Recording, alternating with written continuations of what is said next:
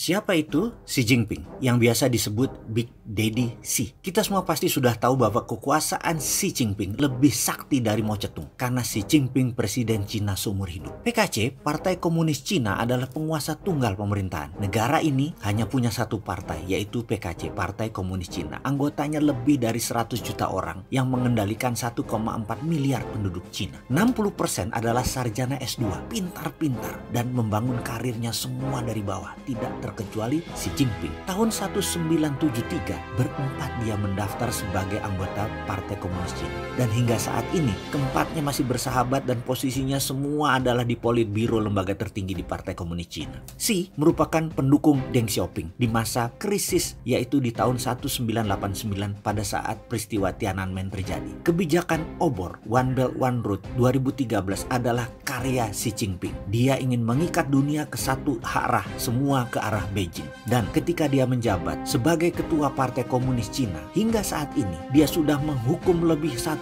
juta orang anggota Partai Komunis Cina yang tertuduh korupsi. Xi Jinping tahu sekali di dalam menjalankan MMT, Modern Monetary Theory, maka proyek dan uang tadi tidak boleh dikorupsi. Karena itu Cina dari tahun 90-an yang hanya negara miskin 30 tahun kemudian menjadi negara nomor 2 terkuat di dunia dan negara nomor 1 perdagangan yang tertinggi di dunia. Saya sangat terkejut dengan disahkan revisi Undang-Undang KPK yang diframing seakan-akan ada Taliban di dalam KPK, karena itu KPK harus dilemahkan. Ini bagi saya konspirasi politikus Senayan. Nggak gitu kalau mau menegakkan dan memberi kekuatan agar korupsi hilang dari muka bumi Indonesia. Kasihan Pak Jokowi yang terjepit. Nggak dukung keputusan politisi tersebut, maka dia tidak dapat dukungan di Senayan. Tapi sungguh hati kecil Pak Jokowi ingin korupsi hilang dari muka bumi Indonesia. Namun dia bingung karena KPK harus dilemahkan. Ini niatnya politikus Senayan yang memojokkan Pak Jokowi. Sebenarnya kalau ingin korupsi hilang, di mana korban terbanyak pasti politisi Senayan, maka caranya adalah tambah kekuatan KPK. Dan saya setuju pimpinannya seperti sekarang adalah dari Polri. Kasih kekuatan, kalau perlu yang ketangkep tangan, hukum mati.